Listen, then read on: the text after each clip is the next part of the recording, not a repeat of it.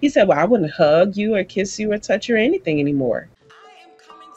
My voice is powerful, and the voices of other women are powerful. Our voices could literally change the world. Ask your healthcare provider if Biktarvy is right for you, and visit Biktarvy.com to view the important facts, including important warnings.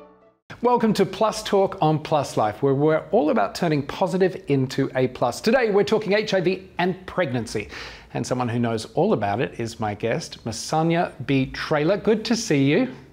Good to see you as well. And we got the memo on wearing pink, so I'm glad about that. Now, you've got a slogan on your t-shirt. I want to kick things off because you say, I'm HIV positive and live a pretty dope life. Before we get to pregnancy and stuff, when did it come to you that you're living a dope life? Oh, when I had to find the positive in everything. Everything, because life, I have a saying that say, life be lifing. Like, life does what life does, and if you don't find a positive in it, it'll never be dope. Amen to that. So let's talk about this. You have been someone that was always, quite responsible regarding your sexual health and HIV and all of that. Just give us a bit of a backstory on when you found out about your HIV diagnosis and then what else was going on in your life. Well, at 15, I had made a conscious decision that I would get tested annually for HIV. I had my first child when I was a senior in high school. I was 16 years old, and that also prompted me to continuously get tested for HIV because at that time, they would say that HIV can lie dormant in the body for at minimum 10 years without you knowing. So common sense says in order for you to know, you have to get tested. Well, about my third or fourth year of working in the pharmacy, I decided I needed some extra money. And I started working for a natural hair care company, selling their products. And while I was at this one event, a young lady had on a t-shirt that said, I have HIV. And yet on the back of it, it said, if only it was just that easy to tell, get tested. And that then prompted me once again. And I had fallen in limbo of health insurance under my parents. And once I was able to realize, like, wait a minute, this is the year. I normally get tested every year. I haven't gotten tested yet. I immediately went to my obstetrician gynecologist. That was like, I treated them like my primary, and I shouldn't have, but I did. But I knew them since I was 12 years old when I started my menstrual cycle as a preteen. And that's who I trusted. So I went to them and I said, hey, I want to get tested for everything.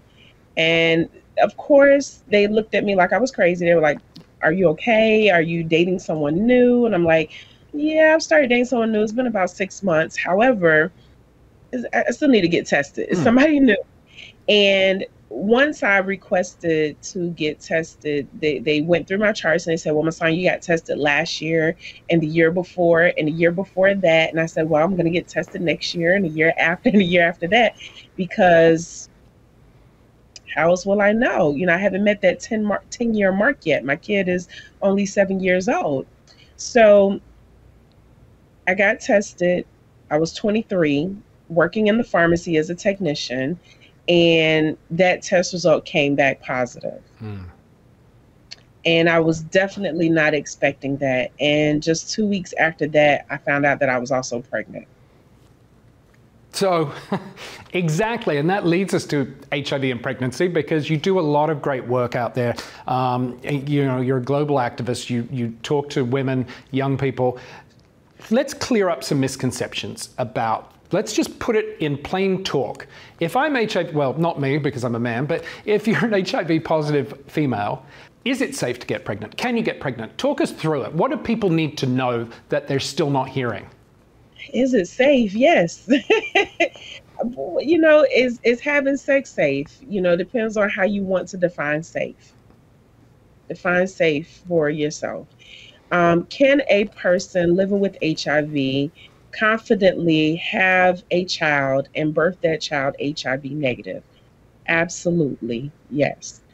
Can a person who is not living with HIV conceive a child with someone who is living with HIV and them, as well as the unborn child, not get HIV? Absolutely. It's all in the steps that you're choosing to take around prevention. There's PrEP, where you have pre-exposure prophylaxis, where it's kind of like birth control for HIV, where you take a pill on a regular basis to prevent contracting HIV. And then you have those of us that are living with HIV, where we have the beautiful opportunity to do something that oftentimes someone else didn't do for us, which is get into care, get into treatment, and either, choose to take an HIV medication that suppresses the virus, where you become undetectable, where you cannot transmit HIV, not only to your unborn child, your born child, as well as your partner. And that was one of the greatest accomplishments for myself, being a mother living with HIV, is birthing an HIV negative baby. That gave me not only an anchor as far as my existence and beyond, like just beyond just surviving and living through HIV, but also just to catapult to like pushing me to live and continue going after the goals and dreams that I had prior to my diagnosis. And it also gave me an anchor for men and women with HIV, like, hey, no matter your sexuality, you do realize that it's possible not to transmit it to somebody else, even though someone may have given it to you. Yeah, and you're talking about undetectable equals untransmittable. And that's same for me. It was a complete game changer. I mean, like you said, it suddenly made me realize that those hopes and dreams didn't just have to stay hopes and dreams. I could actually action them. And here we are today with Plus Life and Plus Talk. You bring up a really good point there about PrEP, because so many people still think, oh, that's that pill the gay guys take so they don't have to worry about it. But women can be taking PrEP as well, can't they? Yeah. I think that PrEP is it's still kind of like a unique tool for women, because the marketing doesn't really target us. So I think that PrEP is a really great tool for people who want to be involved in a relationship, to destigmatize HIV as well, by saying, hey, I know it's there. I know it's a potential I could get it because of how prevalent it is where I live, the culture, the community that I'm in. However, instead of putting all of this responsibility on the person living with HIV, here's a point in time that I can be more accountable for myself. Here's an extra step, an extra tool beyond condoms or other methods of prevention to not get HIV, and including encouraging the person living with HIV. You are a proud mother of 2 children. Talk to me about the conversation that you have when it's time to talk about HIV with your kid in the last few minutes that we've got.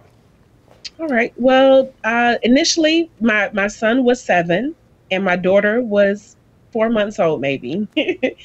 And we were headed to the AIDS walk here in Atlanta.